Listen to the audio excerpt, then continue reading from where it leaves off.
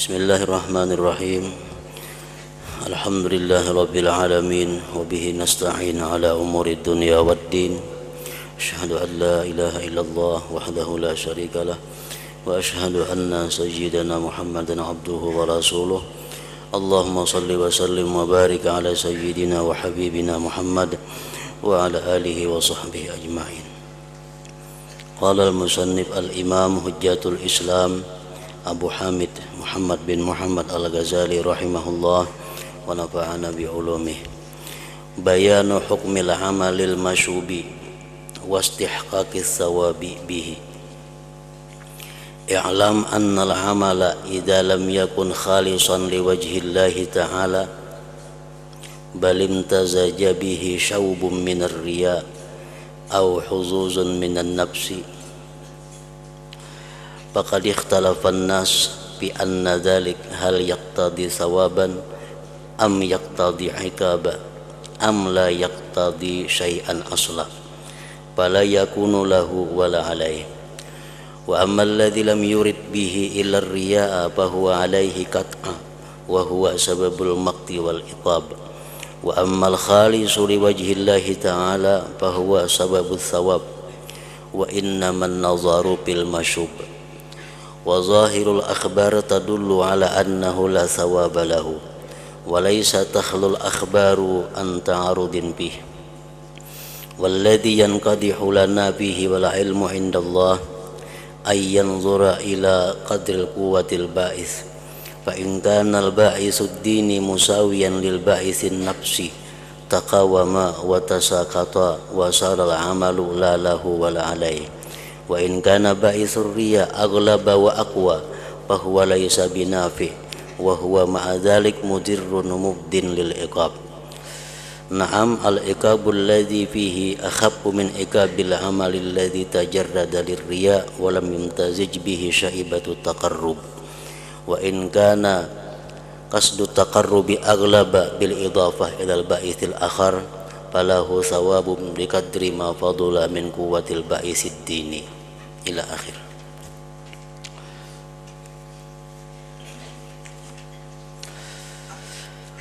Makna daripada kalam al-Imam al-Ghazali rahimahullah wa nafa'ana bi ulumih, penjelasan tentang amal yang dicampuri dan berhaknya pahala karena amal itu.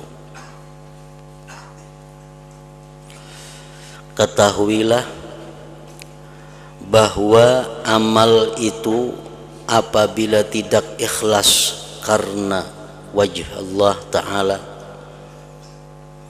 bahkan bercampur dengannya campuran dari riya dan bagian-bagian nafsu, maka manusia, ulama artinya, berbeda-beda pendapat tentang apakah demikian itu menuntut pahala atau menuntut siksaan atau tidak menuntut apapun sama sekali, maka tidak ada manfaat baginya dan tidak bahaya atasnya. Dalam bab ini Imam Ghazali rahimahullah menjelaskan tentang niat atau motivasi beramal yang bercampur antara karena Allah dan antara yang lainnya. Apakah itu berpahala atau berdosa atau kada berpahala kada berdosa. Nah, ibadah-ibadah yang kita lakukan karena bercampur tadi niatnya, maka ulama berbagai macam pendapat menilai yang demikian itu.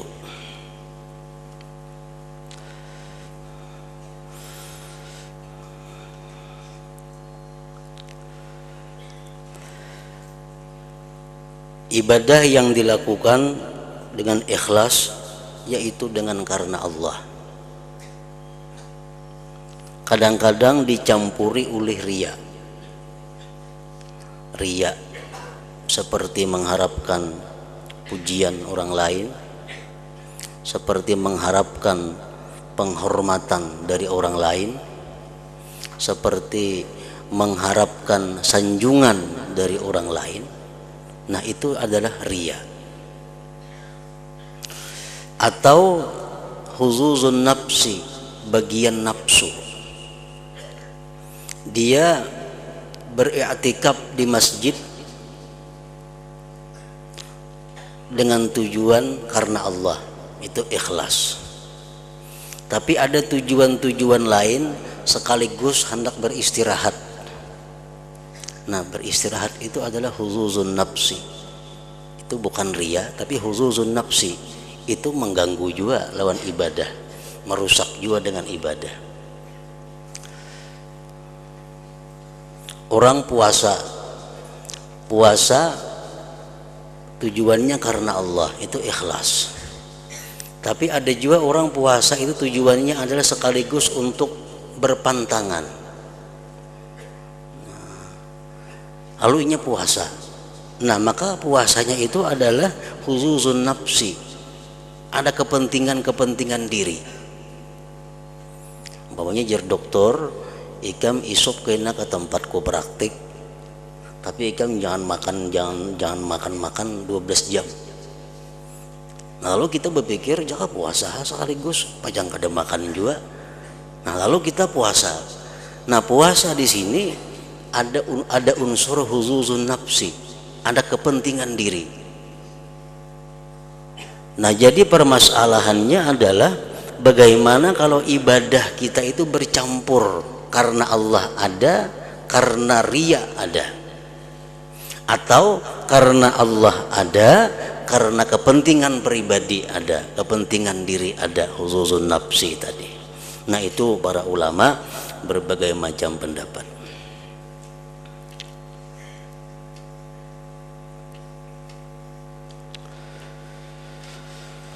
Adapun amal yang tidak dikehendaki dengannya selain riya,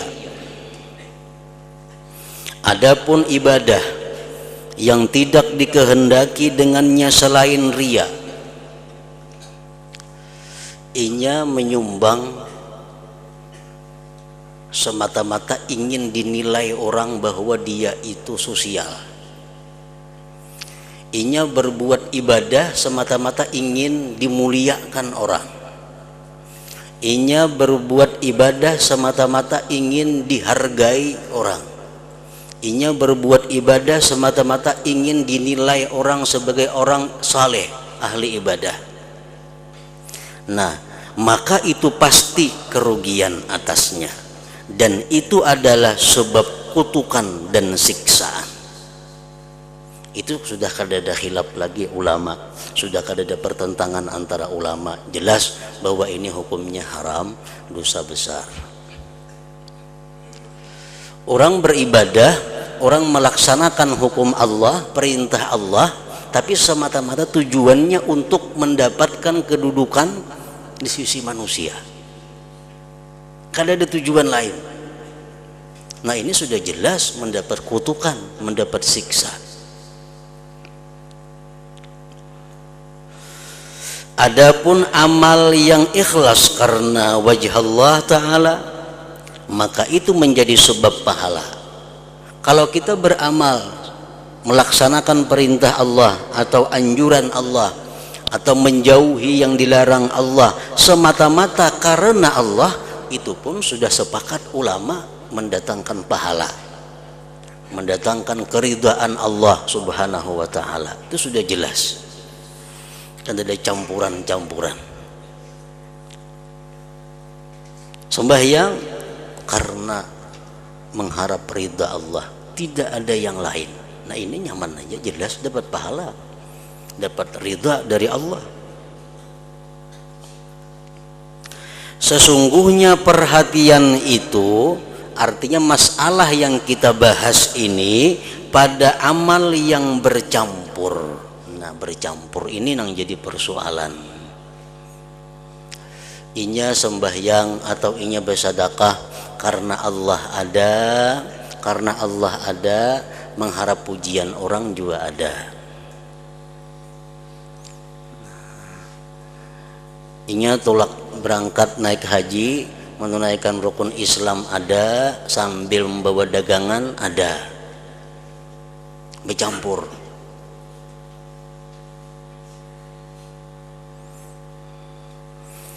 Nah ini yang jadi perhatian. Dan zahirnya hadis-hadis menunjukkan bahwa itu tidak ada pahala baginya, tidak ada pahala baginya, dan hadis-hadis tidak terlepas dari saling bertentangan padanya.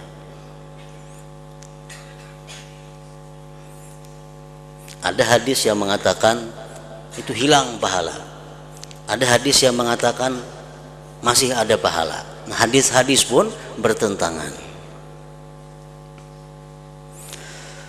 Dan yang membekas bagi kita padanya dan ilmu itu di sisi Allah, bahwa melihat keadaan kadar kekuatan pendorong itu yang dipandang. Kekuatan kadar pendorong itu yang dipandang. Kita bersedekah karena Allah, mengharap ridha Allah itu ada, mengharap sanjungan orang ada juga, bercampur. Nang dipandang yang mana? Nang kuat antara dua itu. Nah, nang mana nang kuat?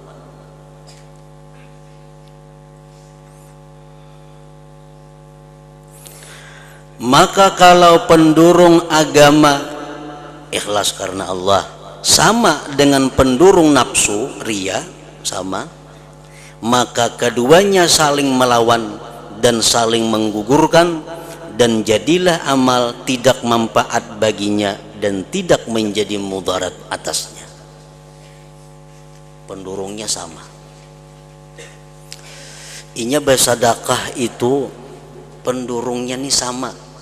Mengharapkan pujian orang ada, mengharapkan ridha Allah ada, sama 50% 50%. Bersedekahlah inya, berpahala kada, berdosa kada. Di mana kita mengetahui sama pendurungnya itu, persennya di mana mengetahui samanya itu? Nah, mengetahui samanya itu kalau inya semata-mata karena Allah, kada takal warakan duit inya, kada takal warakan duit untuk bersedekah. Berarti pendorong karena Allah kada sepenuhnya. Kalau semata-mata inya mengharapkan pujian manusia, kada takal warakan duit juga untuk bersedekah. Tapi karena bergabung dua pendorong, mengharapkan pujian orang itu ada, mengharapkan ridha Allah ada, bergabung dua, lalu tak keluarkan duit untuk bersedekah. Nah itu sama ngarannya kuatnya. Bila sama kuatnya itu, berpahala kada, berdosa kada. Orang hendak naik haji, contohnya lagi, membawa dagangan. Inya amun naik haji sekadar hendak rukun Islam nang 5 aja, inya kada naik haji. Inya membawa dagangan, amun sekadar hanya untuk berdagang aja semacam, kada sekaligus beribadah, inya kada taka Makkah juga. Lalu bergabung, durungan nih bergabung, menunaikan rukun Islam ada, berdagang ada, bergabung jadi satu, terangkat naik haji. Nah, berpahala kada, berdosa kada. La lahu wala alaihi. Draw artinya.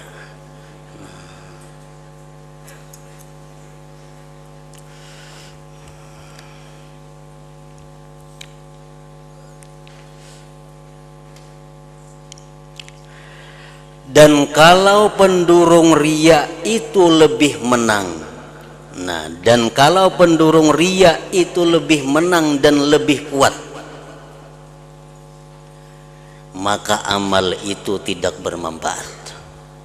ibadah itu tidak bermanfaat, dan itu beserta demikian adalah membawa bahaya dan menyebabkan siksaan. Pendorong riyanya lebih kuat, 75% riyanya, 25% ikhlasnya. Nah, ini membahayakan dan membawa siksa. Inya kalau bersedekah semata-mata karena Allah aja, kada bersedekah sudah.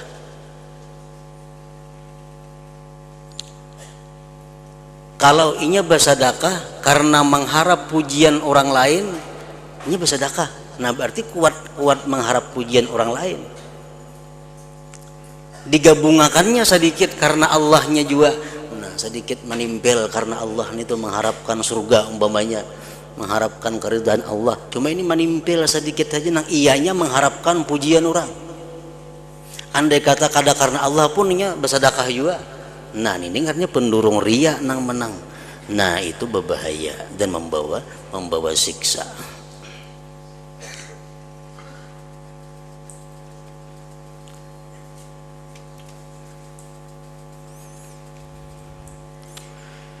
Tetapi siksaan yang ada padanya itu lebih ringan daripada siksaan amal yang semata-mata karena riya, yang tidak bercampur dengannya campuran untuk mendekatkan diri kepada Allah Ta'ala.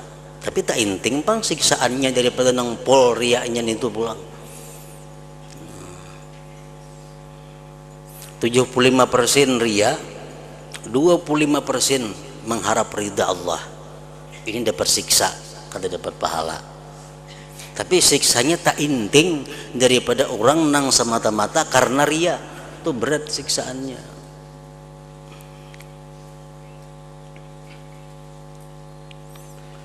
Nah, jadi kita sebelum melakukan ibadah, sebelum melakukan taat, kita mengukur motivasi kita, niat kita, tujuan kita itu untuk apa.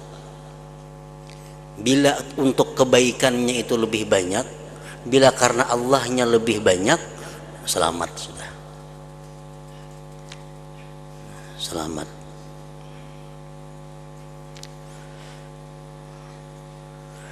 Kalau tujuan mendekatkan diri itu lebih menang dengan dibandingkan dengan pendorong yang lain, maka baginya memperoleh pahala menurut kadar yang lebih dari kekuatan pendorong agama tersebut. Nah, ini beribadah ini karena Allah 75%. Tapi karena mengharapkan pujian makhluk, karena mengharapkan kepentingan-kepentingan dunia, ada 25%. Nah, ini selamat. Dan dapat pahalanya. Dapat pahala berapa pahalanya? 50% dapat pahalanya. Karena selawi persennya tak buang untuk meimbangi nang riyanya tadi. 25%-nya tak buang untuk mengimbangi, menutupi riyanya. Ini beribadah karena mengharapkan ridha Allah cuma 75%. 25% karena riya. Ini selamat dapat pahala. Pahalanya kada pol 50% aja. Selawi persennya mana? Hilang karena menutupi nang riyanya itu ada selawi persen tadi. Nah, maka baginya memperoleh pahala menurut kadar yang lebih dari kekuatan pendorong agama tersebut. Dan ini berdasarkan firman Allah Ta'ala, فَمَنْ يَعْمَلْ مِثْقَالَ ذَرَّةٍ خَيْرًا يَرَهُ وَمَنْ يَعْمَلْ مِثْقَالَ ذَرَّةٍ شَرًّا يَرَهُ. Artinya barang siapa yang mengerjakan kebaikan seberat zarrah pun, niscaya ia akan melihat balasannya. Dan barang siapa yang mengerjakan kejahatan seberat zarrah pun, niscaya ia akan melihat balasannya. 51% umpamanya karena ridha Allah, 49% karena riya. Berpahalanya karena 2% tak banyak, yalah 2%. Berapa pahalanya dapat? Bang 2% tuh bang, dapat pahalanya 49 ini gugur karena melawan nang riya itu, meimbangi nang riya itu. Nah sama halnya orang yang berbuat ibadah inya karena riyanya itu 51%, karena Allah 49%, banyak riyanya 2%. Nah ini ibadah perai, kada dapat pahala, bahkan dapat siksa. Cuma siksaannya tuh kayak apa? 2% lagi siksaannya, karena sudah dihilangkan oleh keikhlasan 49% itu. Pokoknya sekecil apapun ibadah kita itu ada hitungannya, sekecil apapun dosa yang diperbuat itu ada hitungannya. Dan berdasarkan firman Allah Ta'ala, innallaha la yadhlimu mithqala dzarratin wa in taku hasanatan yudha'ifha. Artinya sesungguhnya Allah tidak menganiaya seseorang walaupun seberat zarrah. Sekecil apapun amal kita, Allah kadang akan melupakan itu, Allah kadang akan menghilangkan itu. Tetap ada perhitungan di sisi Allah. Dan jika ada kebaikan sebesar zarrah, niscaya Allah akan melipat gandakannya. Maka tidak semestinya bahwa kasat kebaikan itu disia-siakan. Kada semestinya, kada patut kita menyia-nyiakan tujuan kebaikan itu, karena ada keuntungan.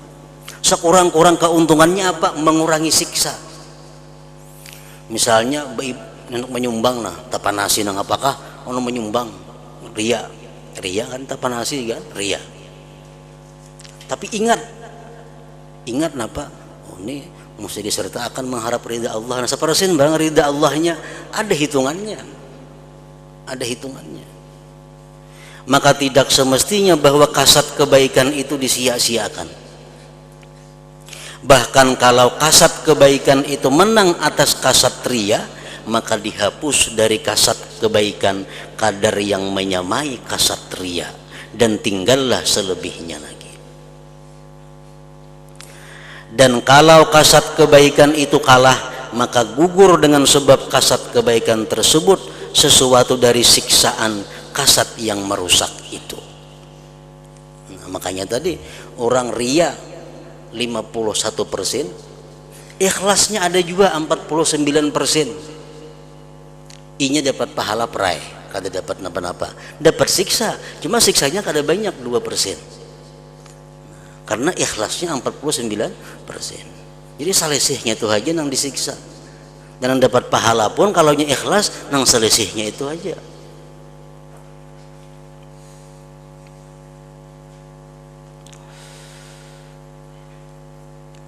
Jadi perbuatan atau niat mengharapkan ridha Allah, mengharapkan cinta Allah, mengharapkan surganya Allah, itu hendaknya jangan disia-siakan dalam setiap motivasi atau dorongan untuk beribadah kepada Allah Subhanahu wa ta'ala, karena itu akan dihitung oleh Allah walaupun sekecil apapun.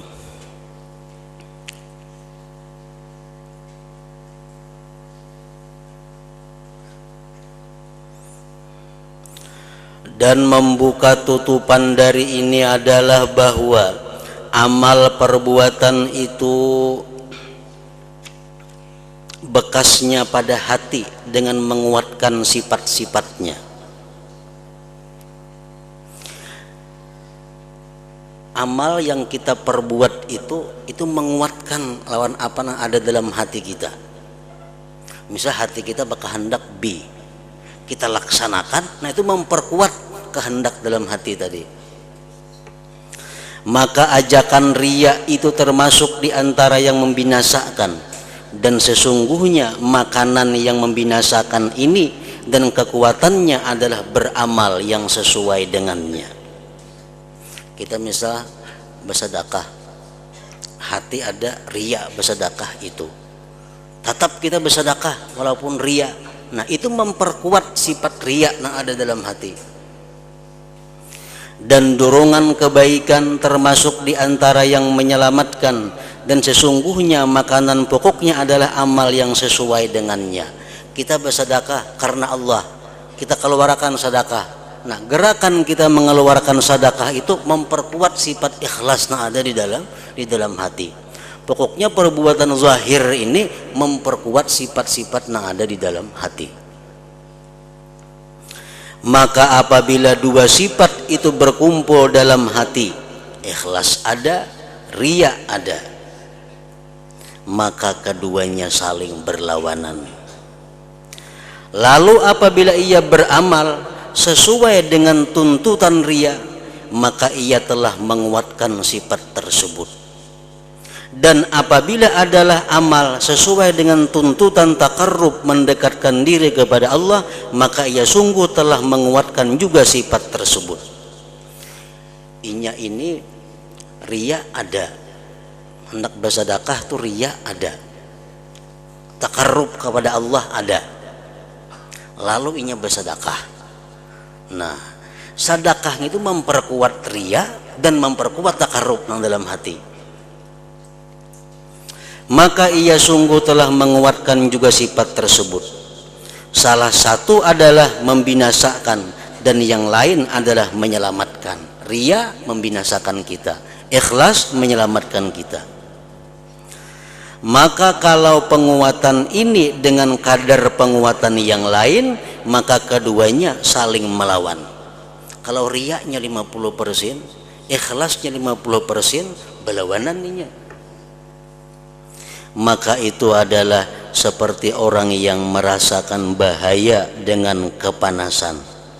Apabila ia mengambil apa yang membawa bahaya baginya, kemudian ia mengambil dari sesuatu yang mendinginkan, apa yang melawan kadar kekuatannya, maka ia setelah mengambil keduanya itu seolah-olah tidak mengambil keduanya. Kembali kepada nol. Inya nih garing panas. Orang garing panas ini mestinya diobati lawan nang supaya dingin.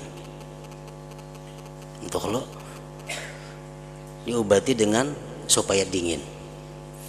Ada inya nih garing panas, obat nang supaya dingin diminumnya sasindok, ubat nah supaya menambah panas diminumnya sasindok. Jadi nol artinya karena apa-apa itu. Nah kayak itu juga ikhlas di dalam hati lawan riya. Kalau sama-sama 50% itu berlawanan, nol, berpahala kada, berdosa kada.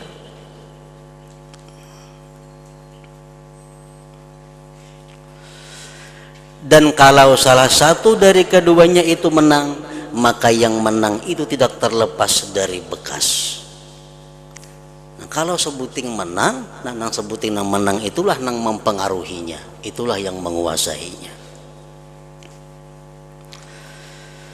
Maka sebagaimana tidak disia-siakan seberat atom dari makanan, minuman dan obat-obatan, dan tidak terlepas dari bekas dalam tubuh dengan hukum sunnatullah, maka begitu pula tidak disia-siakan seumpama atom sekecil apapun artinya dari amal kebaikan dan kejelikan, dan tidak terlepas dari pembekasan dalam menyinari hati atau menghitamkannya.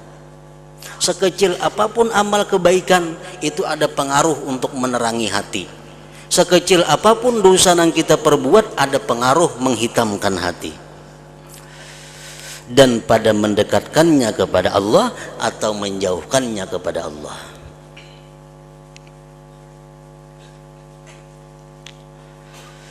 Apabila ia datang dengan apa yang mendekatkannya sejengkal beserta apa yang menjauhkannya sejengkal, maka ia kemudian kembali kepada semula, maka tidak ada manfaat baginya dan tidak ada mudarat atasnya.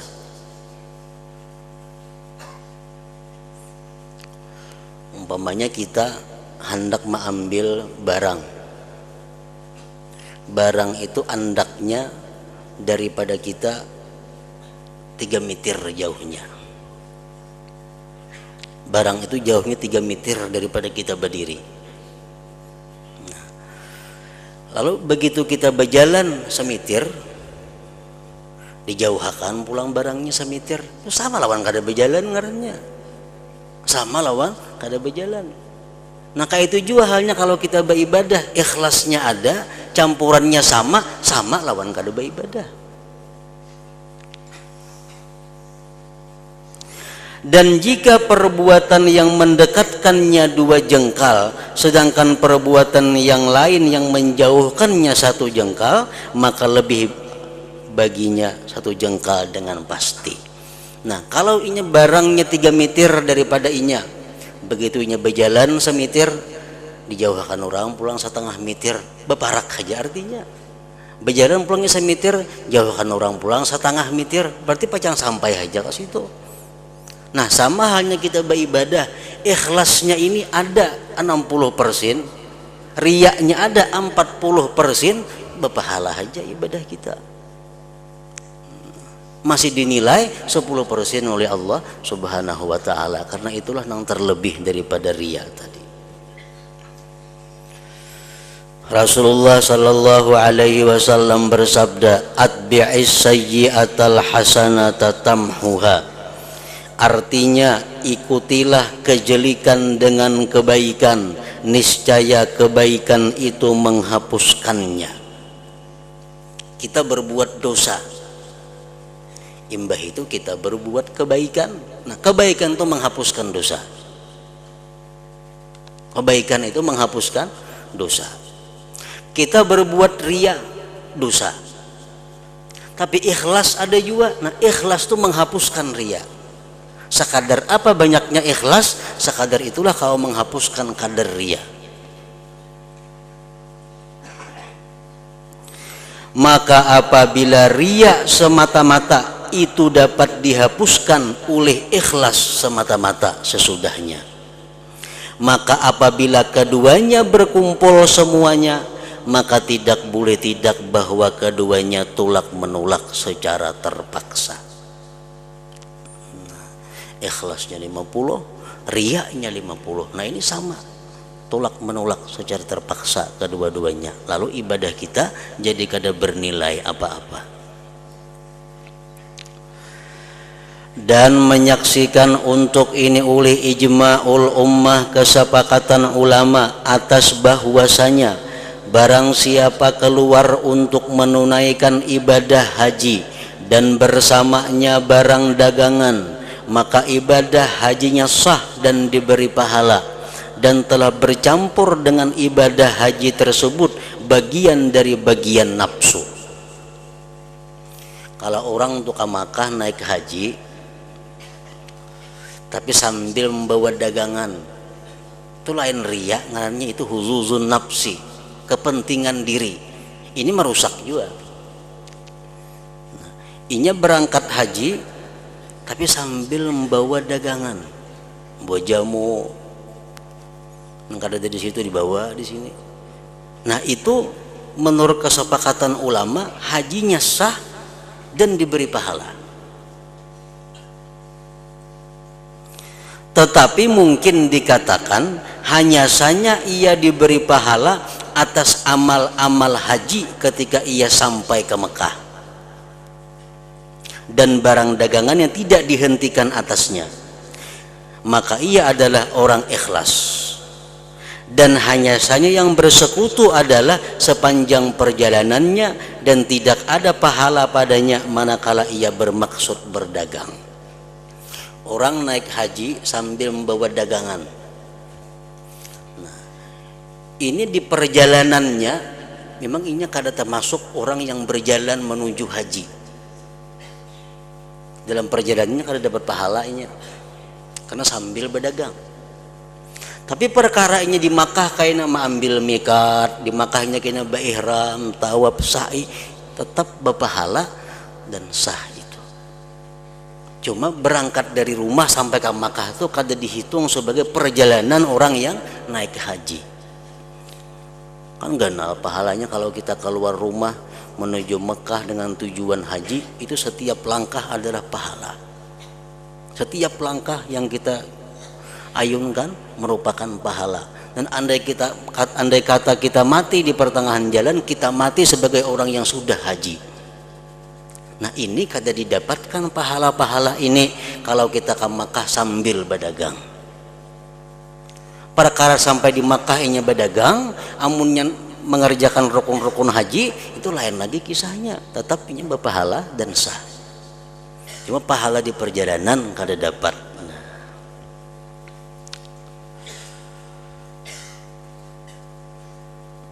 Orang ke pengajian umpamanya, mulai kampung tulak ke pengajian sambil membawa dagangan,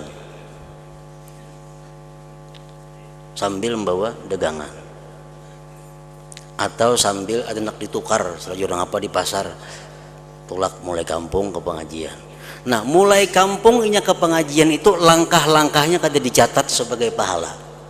Kenapa? Karena tulaknya sambil ada yang ditukar. Tapi inya sampai di pengajian mendengar ayat Allah, hadis Rasul, perkataan ulama, tetap dapat pahala. Tetap dapat pahala. Dan andai kata inya mati di tengah jalan, kada mati sebagai orang yang penuntut ilmu. Kada dicatat sebagai orang yang penuntut ilmu. Kenapa? Karena tulaknya itu salah jur, ada yang dicari lain pada ke pengajian. Nah, kayak itu modelnya.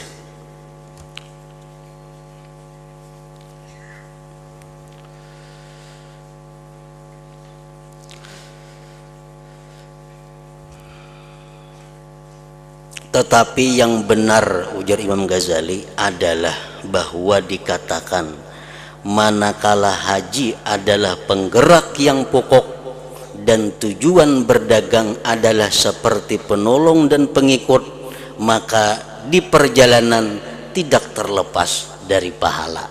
Nah itu pulang.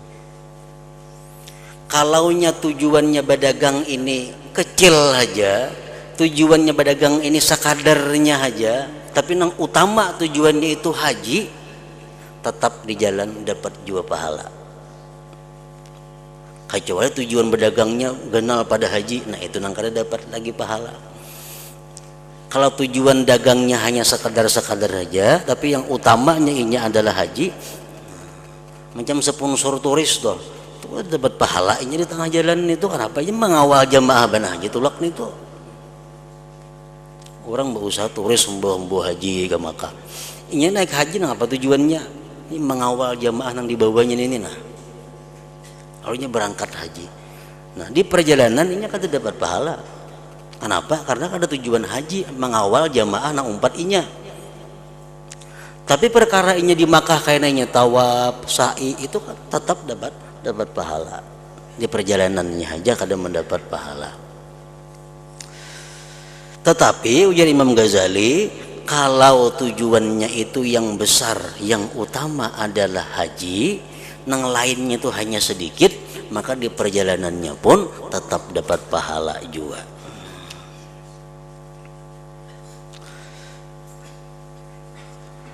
Dan menurut pendapatku, ujar Imam Ghazali,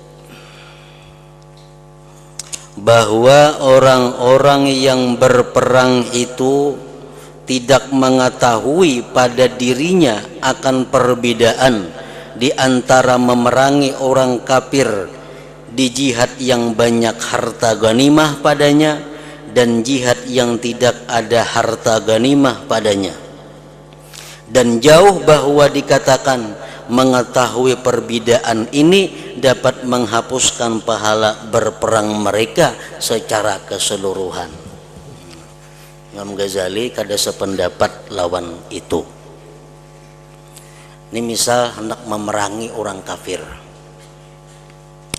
hendak berperang ke negeri orang kafir, ini mencari tahu apakah orang kafir ini sugih atau kada nampan diperangi nih. Kan bila sugih kayaknya banyak dapat harta rampasan perang. Amun kada sugih ngapa nang dirampas-rampas. Nah, jadi ujar pendapat ulama, mengetahui itu menggugurkan pahala perang. Nah Imam Ghazali kada sependapat lawan itu. Ujar Imam Ghazali, tetapi yang adil itu bahwa dikatakan apabila pendorong yang asal dan penggerak yang kuat adalah meninggikan kalimat Allah Ta'ala, dan hanya saja keinginan pada harta ganimah itu atas jalan ikutan, maka pahala tidak dihapus dengannya. Mengetahui tadi kan jadi masalah. Yang penting pendorong hatinya umpat berperang itu apa? Bila yang terbanyak untuk sabilillah dapat pahala. Bila yang terbanyak untuk harta rampasan perang, nah kada dapat pahala. Nah, jadi setiap kali kita melakukan ibadah, setiap kali kita melakukan taat kepada Allah, kita ketahui hati kita nangapa nang terbanyak dorongannya ini.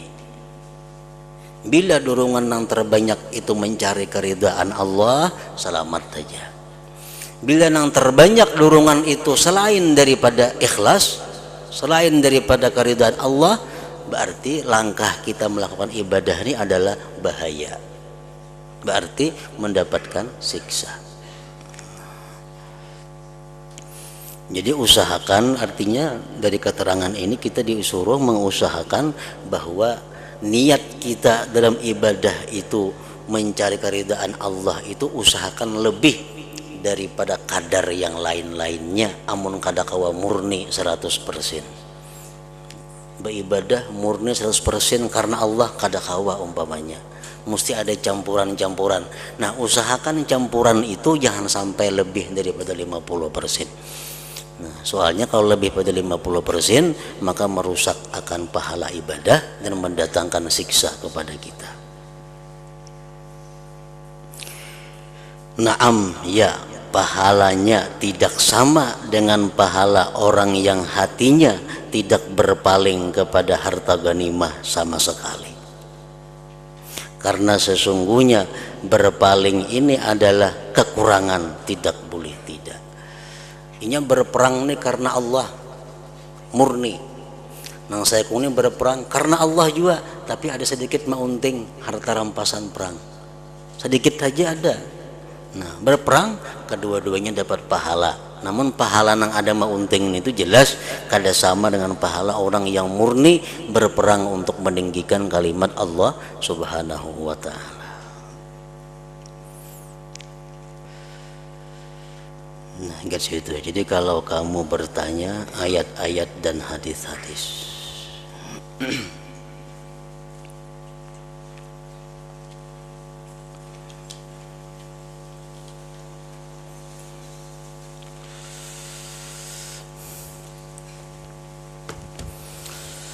afdal dzikri fa'lam annahu la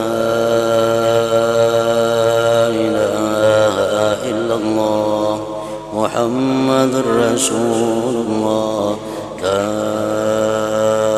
ilaha illallah Muhammadur Rasulullah, la ilaha illallah Muhammadur Rasulullah, la ilaha illallah, la ilaha illallah, la ilaha illallah, la ilaha illallah, la ilaha illallah.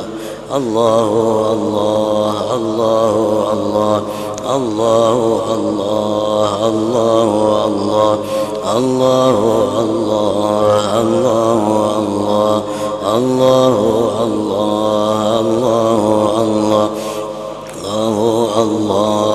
Allahu Allah, Allahu Allah, Allahu Allah, Allahu Allah, la ilaha illallah Muhammadur Rasulullah, la ilaha illallah Muhammadur Rasulullah, la ilaha illallah Muhammadur Rasulullah, la ilaha illallah. الفاتحة.